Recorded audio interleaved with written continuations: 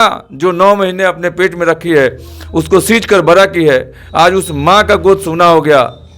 वो मरने के बाद दोनों बेटों का माँ का साया भी हट गया। मम्मी को वो दिन घटना भइल मारत रहे लो तो के रहे वो घरे घर में? पापा, हाँ, बाबा जी, हाँ, दादी माँ, हाँ। बुआ। नमस्कार, जैसा कि आप देख रहे हैं न्यूज़ बिहार। आपको बताएं कि कोपा थाना का ये मामला है जो सारण जिले में पड़ता है, और कोपा थाना का ये जो मामला है बहुत ही संगीन है। कुछ दिन पहले, यानी आपको बताएं 10 दिन पहले कि ये मामला है, सुबह ही हाहाकार मचा था रेवाड़ी गांव में कि वहाँ एक जो लेडीज़ है, महिला है, वो मर चुकी हैं। हालांकि प्रशासन भी वहाँ मौके पर पहुँचा, तमाम जो ग्रामीण थे वहाँ पर पहुँचे और ग्रामीणों का भी भीड़ वहाँ काफ़ी लगा रहा।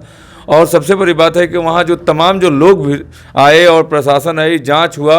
उस जांच के क्रम में ही जो महिला मरी हुई थी उनके पति का अरेस्टिंग भी हुआ है, क्योंकि प्रशासन को उस समय लगा कि इस मर्डर में उनका हाथ है, इसलिए शायद प्रशासन उन्हें पकड़ कर ले गई। लेकिन मामला कहीं ना कहीं अब तूल पकड़ते जा रहा है। मामले में कुछ और नया संदिग्ध जो है वो जुड़ते जा रहा है। मामला क्या है वो भी हम हमको बताएंगे, लेकिन उनके घर के लोग जो आए हुए हैं उनसे हम बात की और उनसे बात भी करवाते हैं कि उनका क्या कहना है। सबसे बड़ी बात है कि जो महिला मरी है उनके पापा हैं और उनके ही 2 बेटे भी हैं, एक बेटी और बेटा।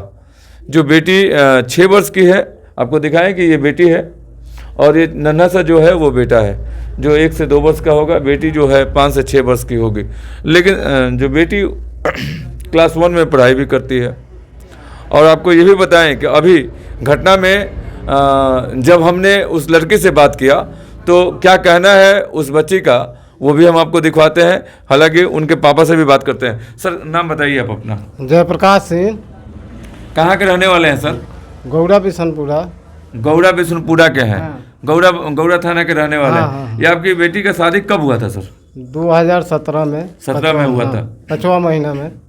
ये बताइए कि जब शादी हुआ था उस समय से उनके घर में रहन सहन या उनके परिवार वालों का रहन सहन कैसा था? रहन सहन थोड़ा दिन तक ठीक था, उसके बाद उसके साथ वो लोग टर्चर कर रहा था कि ये नहीं मिला, वो नहीं मिला, तुम्हारा बाप भिखमंगा है, हमारे लायक नहीं है।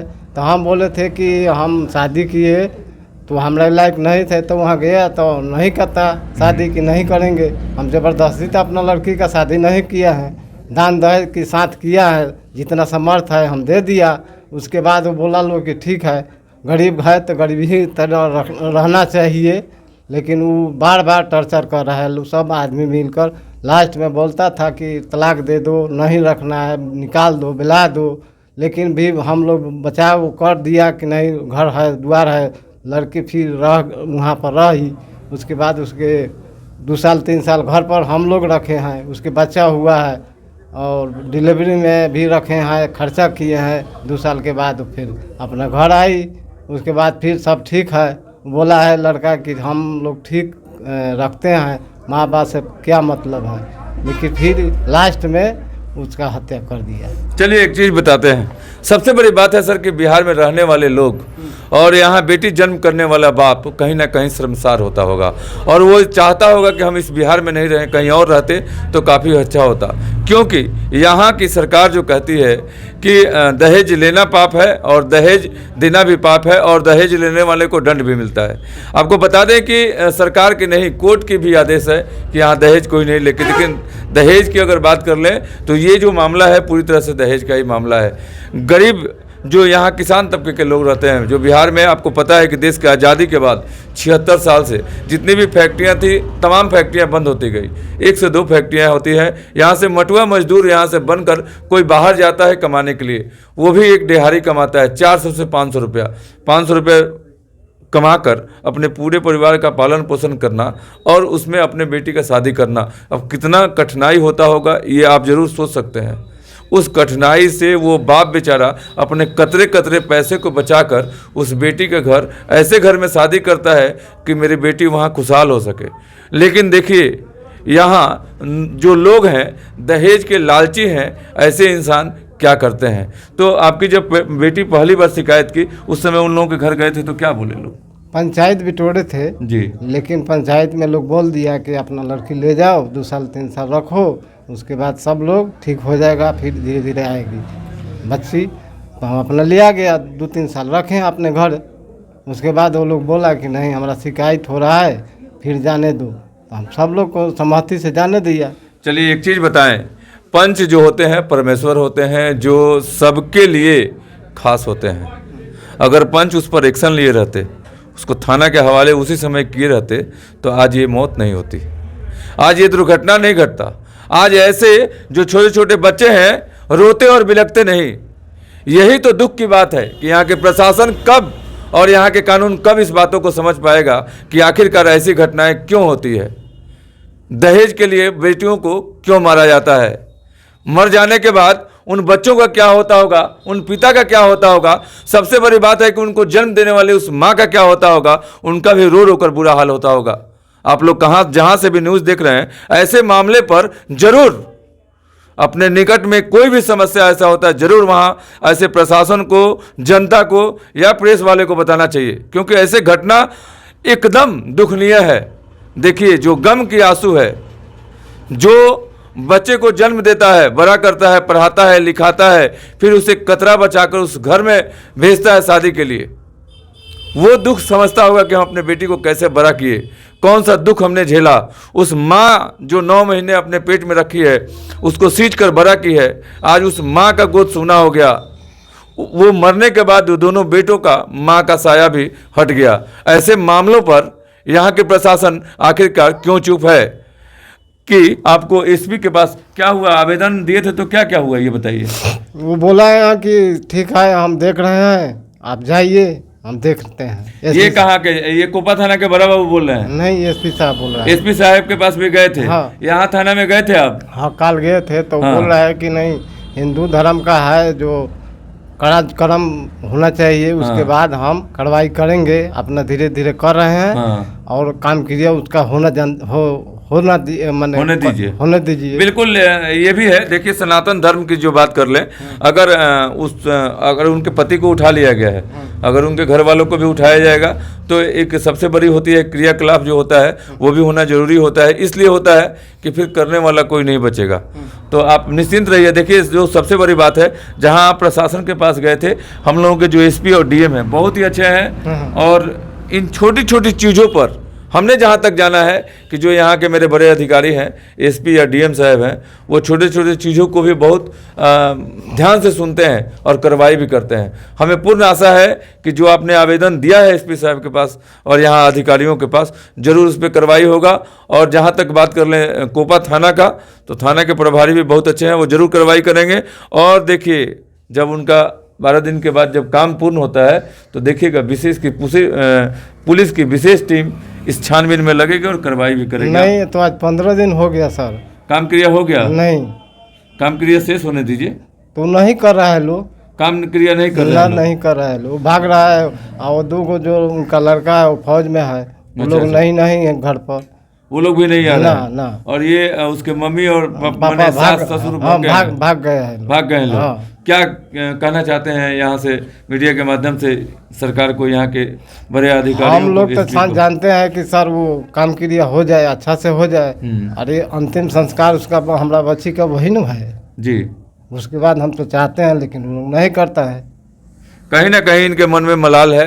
इनका भी कहना है कि काम क्रिया हो, प्रशासन अगर उनको छूट दिए इस समय के लिए तो बहुत अच्छी बात है, लेकिन साथ साथ कार्रवाई भी हो। इनका यही मांगना है कि आज मेरी बच्चियाँ नहीं रही, मेरी बच्ची नहीं रही, और उन बच्ची के 2 बच्चे हैं, आपको वो भी दिखाए, बहुत छोटे हैं, मासूम हैं। इनके भी बयान हम आपको दिखाते हैं कि आखिरकार इन सबों का क्या कहना है। इनसे भी बातें करूँगा मैं कि इन सब का क्या कहना है, और विचार आप ही को करना है। विचार आप ही को करना है कि आखिरकार क्या हो। जनता से मीडिया के माध्यम से इसलिए जाहिर किया जाता है कि आपके समाज में, आपके मोहल्ले में, आपके गली में ऐसा कोई हो मामला, तो ज़रूर प्रशासन को जाकर बताएं, ताकि इस तरह की दुर्घटना न घटे। छोटे बच्चे जो हैं उसकी मां न चले जाए और ऐसी दुर्घटना न घटे। न्यूज़ बिहार सारण से मैं राजेश कुमार, कैमरामैन नीतीश के संग। नमस्कार। स्कूल में पढ़े लो? कौन है स्कूल में? जीवन पब्लिक स्कूल में। अच्छा, एगो चीज़ बताओ तो बेटा। अच्छा, ये बताओ कि तरह के मम्मी ज़्यादा मानत लो कि पापा? मम्मी मानत ली हो। खाना में तरह का अच्छा लागत लो? दाल भात। अच्छा तार घर में के बा? बताए हाँ के रहेला तेरा घर में? 12 आदमी 12 आदमी रहेला। अच्छा एगो चीज बताओ कि तेरा मम्मी के संगे जो घटना वो दिन भई रहे तो घर में के रहे? मम्मी मम्मी के बुआ भी रही। झगड़ा काहे भई रहे बेटा? बताए हाँ। मम्मी एक दिन कल हमें के दिल्ली ले चली हाँ। तो पापा छोटू का निकाले लगी तो पापा ने सच्ची में मान के और मार दिला। सच्ची में मार देने दिल्ली जाए खातिर झगड़ा भई रहे? हाँ अच्छा तो एगो चीज बताओ तो पापा तो इतना मानत रहे तो झगड़ा काहे भई रहे? पापा ने हाँ। छोटू खाली एंग मारने के नाटक कर रहा। अच्छा अच्छा अच्छा अच्छा वो दिन जब झगड़ा भई रहे कितना बजे ले भई रहे? कई बजे झगड़ा स्टार्ट भइल? बताए हाँ 8 बजे सवेरे कि साँझ? रात में। तो 8 बजे झगड़ा स्टार्ट भइल तो खाना खा ले रहलू तू? घर में के खाना खइले रहे? बताए हाँ तो बाद में खा ले हाँ और मम्मी भूखे वाली पापा खाते हाँ पापा नु हाँ केना से तो ना एगो पापा वाला हाँ। पता है मम्मी के उनु आ के टेक्नोस में अफेनु और फिर कोठली में सूट गई और मम्मी को देखते देखते इंतजार कर सुबह हो गए मम्मी कुछ भी ना खाई पापा खाते कुछ भी ना खइले। आओ पापा वाला गंदा पापा गंदा पापा? पापा बहुत गंदा हुआ मारेलन मम्मी के बहुत। वो दिन मम्मी पूरा एकदम सवेरे बातें ना कैलस।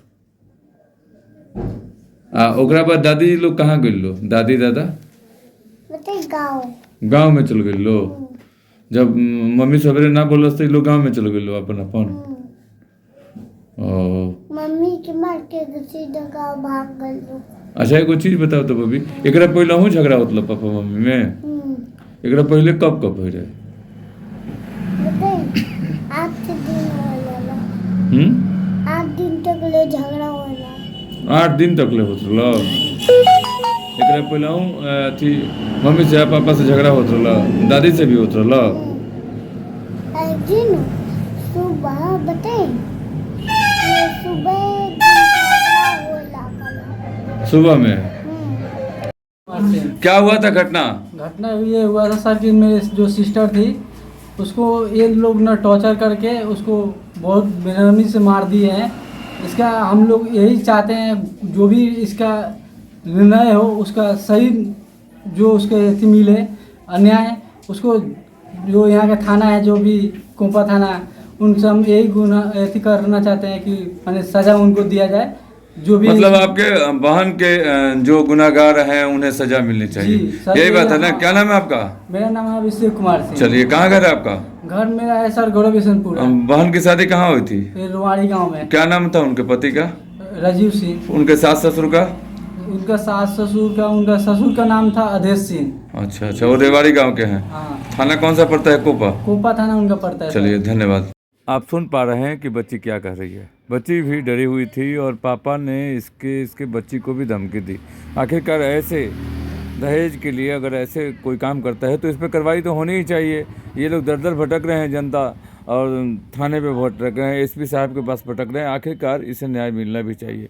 एक छोटा सा बच्चा किस तरह से रो कर बिलख कर अपनी माँ की वो कहानी और वो करतूतें सुनाती हैं कि पापा कैसे निसहाय होकर मम्मी को मारे और किस तरह से ये पूरी घटनाक्रम हुआ वो भी आप सुन सकते हैं। अगर आपको ये लगा होगा कि स्टोरी काफ़ी अच्छा हो या इसमें दुख वाली बात हो तो ज़रूर अपना भी विचार लिखें कि ऐसे घटना पर आपका विचार क्या है, आप क्या सोचते हैं और ऐसे घटना पर क्या करनी चाहिए और सरकार और यहाँ के जो हम लोगों की जो अदालतें हैं ऐसे लोगों पर कौन सी कार्रवाई करनी चाहिए। तो बने रहे न्यूज़ बिहार के संग, देखते रहे न्यूज़ बिहार और अपनी शेयर कमेंट ज़रूर लिखें कि इन पर कैसी कार्रवाई होनी चाहिए, सरकार को क्या एक्शन लेना चाहिए।